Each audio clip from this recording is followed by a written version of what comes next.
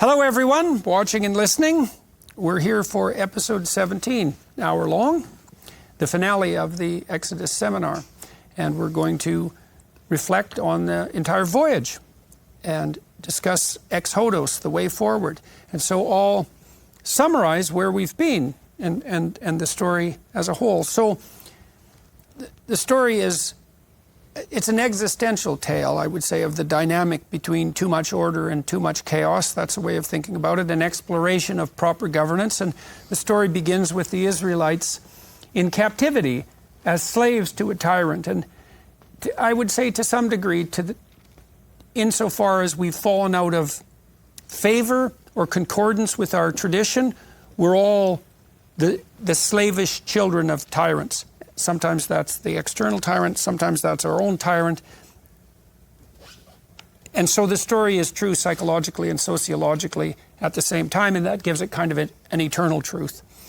So the Israelites are laboring under the yoke of the Egyptians, and a leader arises, Moses, who's called by God to chastise the tyrant, implying that there is a divine spirit of sovereign power in whose nature is the proclivity to punish the tyrant, and also a call to the Israelites who to free themselves from the yoke of the tyrant. And so God is portrayed as the spirit that inspires the enslaved, the unjustly enslaved, to free themselves. And so Moses is their unwilling leader, not a gifted man verbally, but nonetheless touched by God to have this inspiring capacity.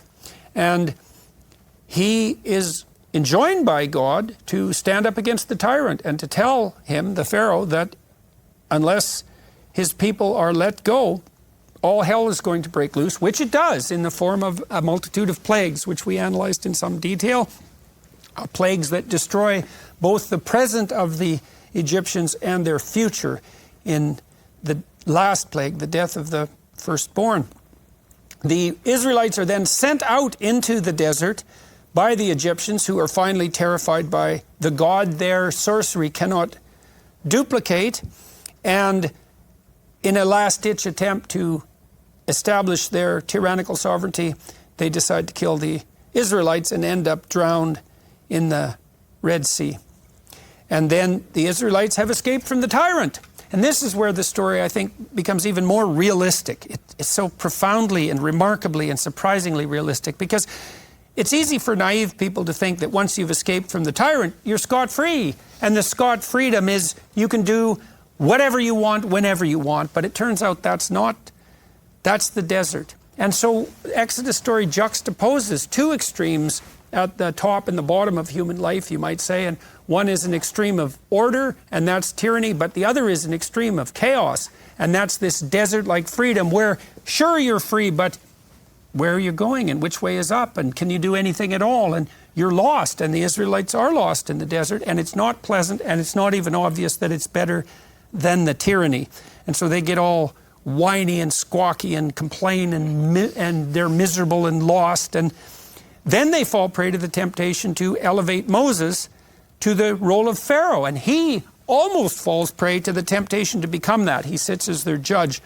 And his father-in-law, Jethro, shows up and says, look, you can't do this, Moses. You're going to wear yourself to a frazzle judging this fractious people from dawn till night, and you're in danger of becoming a tyrant yourself. Plus, your people, granted, they're completely useless, but unless you give them some responsibility, they're going to stay that way.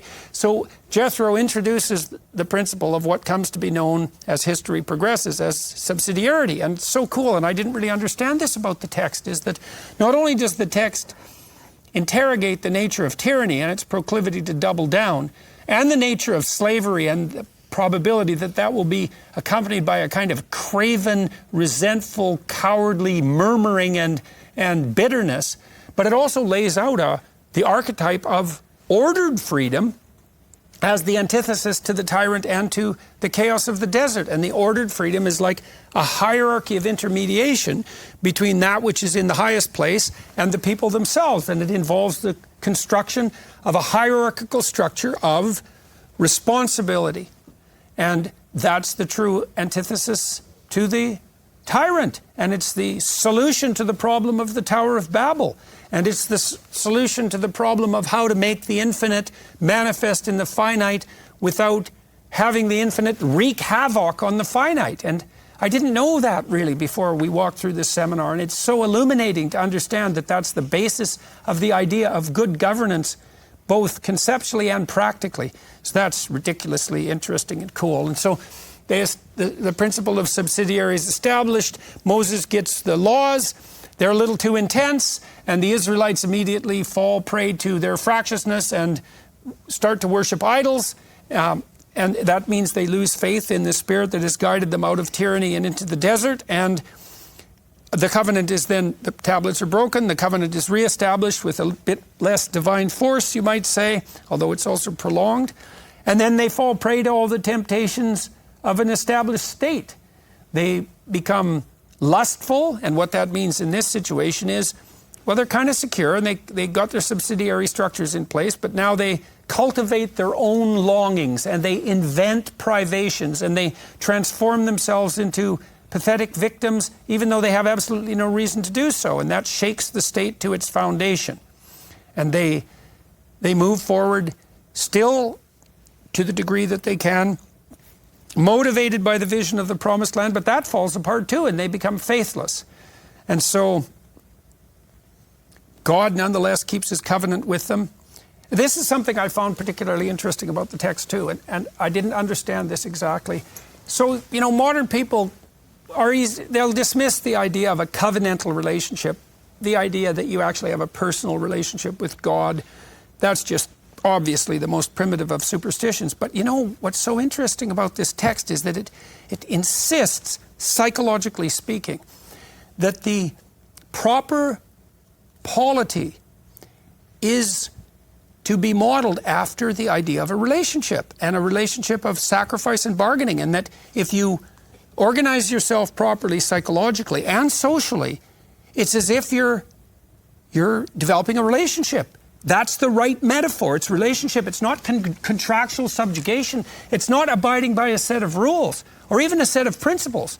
They're there, but they're echoes of the covenantal relationship. And the proper relationship is put forth as something like, well, the possibility of communicating with the infinite in a personal manner, predicated on the assumption that you're in something like a father-son relationship, and that's the most appropriate way to conduct yourself if you're going to thrive, if your family is going to thrive, and if your state is going to survive and wax more abundant. And you know, it seems to me that's not only is that right, but I think in some ways it's necessarily right, because biologically speaking, you are a personality, and the personality exists in relationship, and you wouldn't have evolved into a personality if the personality in relationship wasn't the proper mode of being in the world. And so not only does it seem right, it seems inevitable, but it's still very surprising that the right metaphor is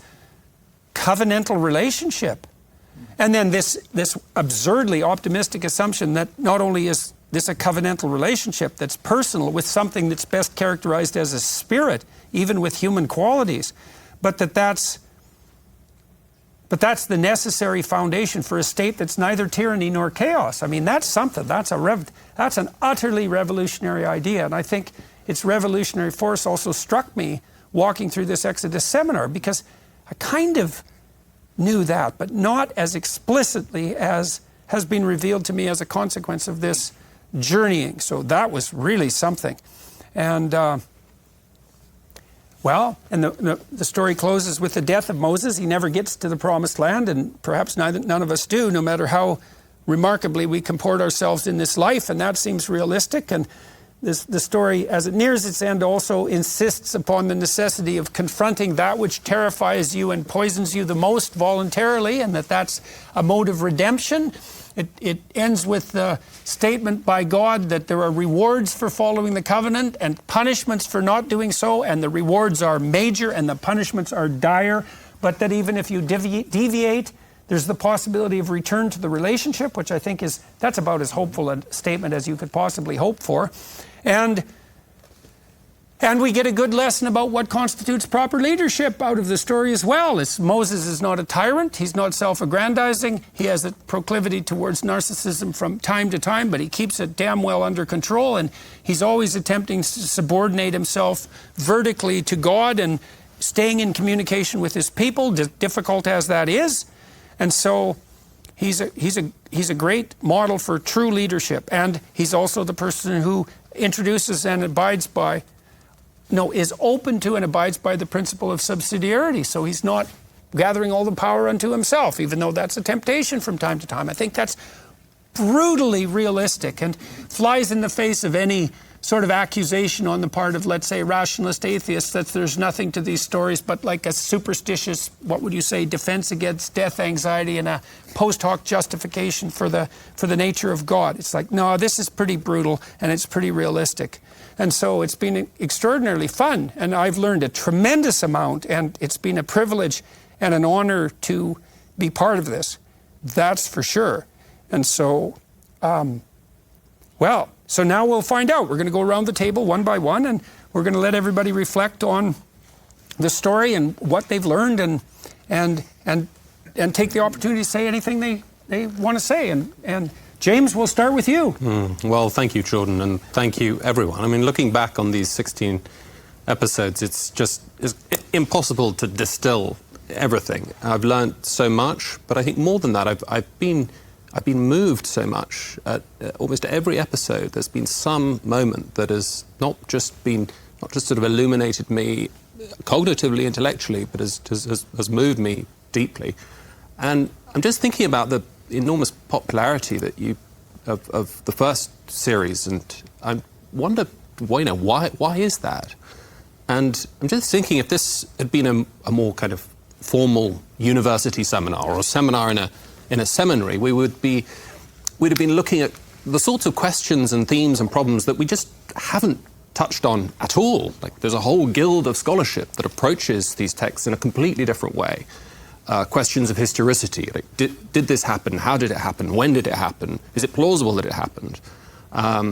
Questions of authorship, the sort of different layers, the different editorial hands that are at work in the different texts. And all of that it's legitimate scholarship, of course. It's a legitimate avenue of kind of human inquiry.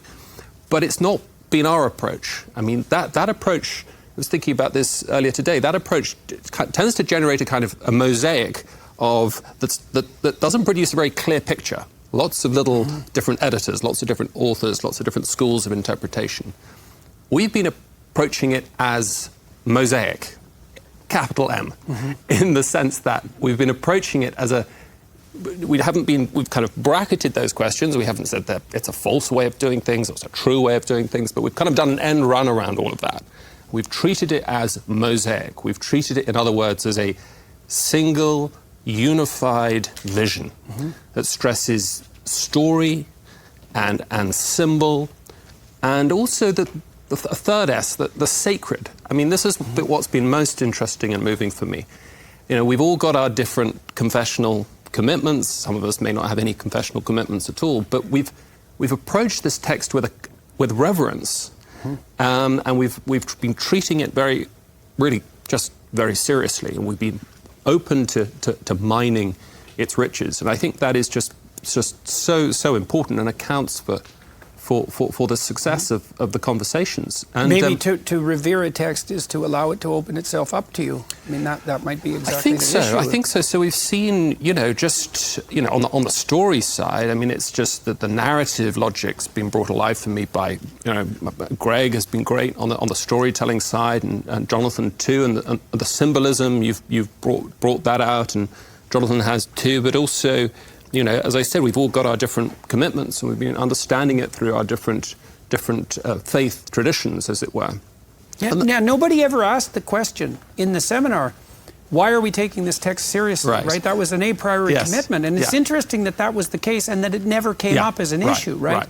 We've come back again and again. I think this is what I found so moving, that it's not been that we've been reading Exodus, but that Exodus has been reading us. We've learned new things about ourselves. We've learned new things about society. It's generally not been a very political discussion either, and yet we've seen the enormous kind of political ramifications, new ways we can understand the problems of affecting society and culture through this ancient text. It's just been remarkable for that reason. So those have been the things I've taken away. I mean, the text itself. What is there more to say? I mean, I work in philosophy. I spent a lot of time reading the ancient Greeks, reading contemporary philosophy. It's really, you might say that the world of Plato and Aristotle is the world of the timeless and of the abstract, the world of logic. And we have had some of this. So famously, in Exodus 3:14, there is this sense that God is, as it were, beyond time. Is like, as in Plato, he sort of occupies that heaven beyond the cave.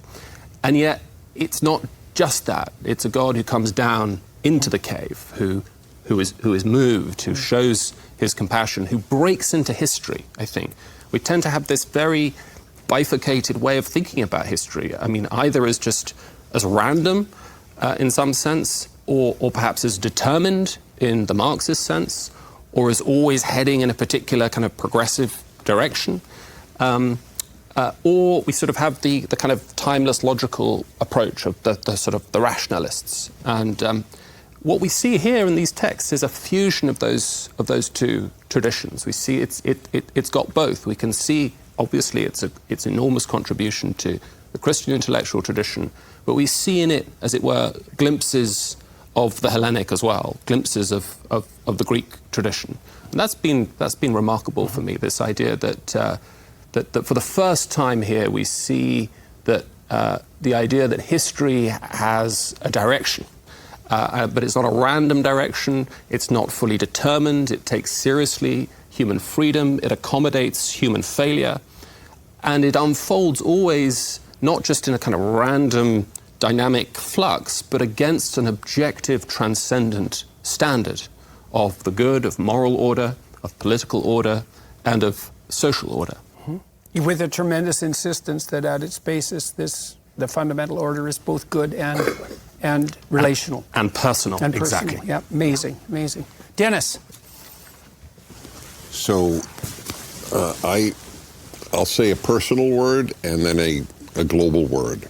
So on the personal, to be self-revealing, I have this theory, and I hope I don't think I did say this at any of our sessions, but I've had this theory a long time. There are many ways of dividing people, right? There are those who this, there are those who that. So one of my divisions is there are those who want to be stars, and there are those who want to be on an all-star team. And I am in the latter. I have never, my joy is to be on an all-star team. So that's what I have felt for all these seminars, all our sessions. And that's a great honor and a much greater joy than being a star. I mean, what I have learned from each of you is emotionally as well as intellectually rewarding. I intend to bring a lot of these ideas to the audience that I have through my radio and PragerU and my little synagogue in Los Angeles. So this is a big thank you to all of you. I don't have much to add. I just want to say one large thing that I thought of the entire time. I don't think that there's a secular equivalent to what we have done here. I don't think there can be a secular equivalent. Why not? Because secularism doesn't produce wisdom. That's why. I'm convinced of that, and I have proof. It's not a theory. The most secular institutions in our society have the least wisdom, the universities. So either what I'm saying is true or not true. But if it's true that the least wise institutions are the most secular, it is causative. It's not just correlated. They are, it is a factor. And the great line from the Bible, what is it? Again, I got to go from the Hebrew. Wisdom begins with the fear of the Lord.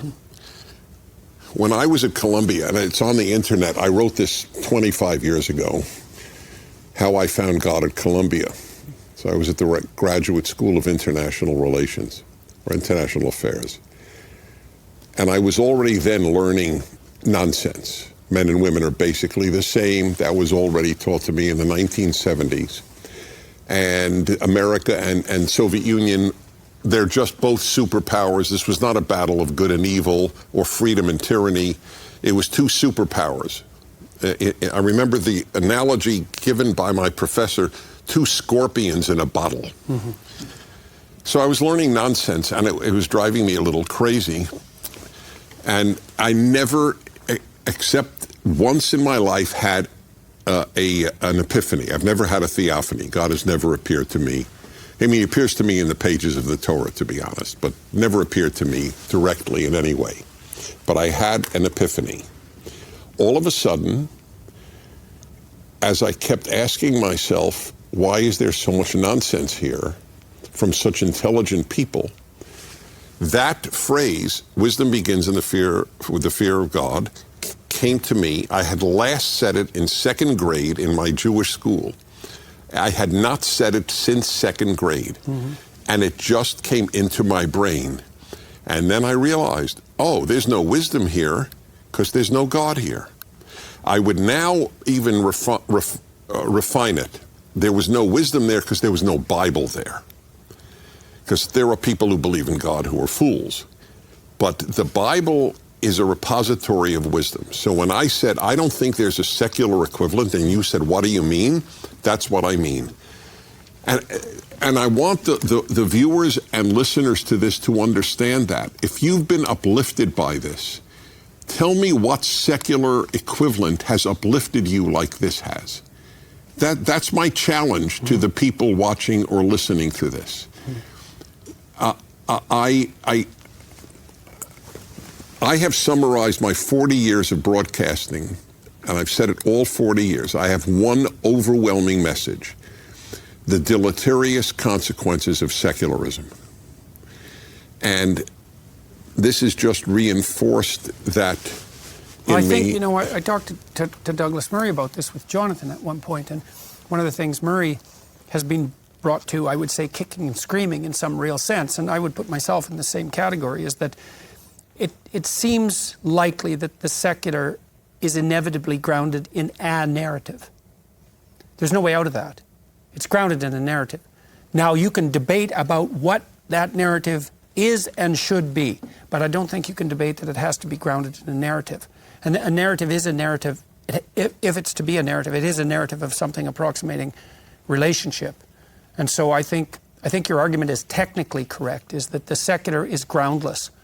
And if the secularists claim detachment from a narrative, all that means is that either their narrative is fragmented or it's unconscious. So, well, I'll just end with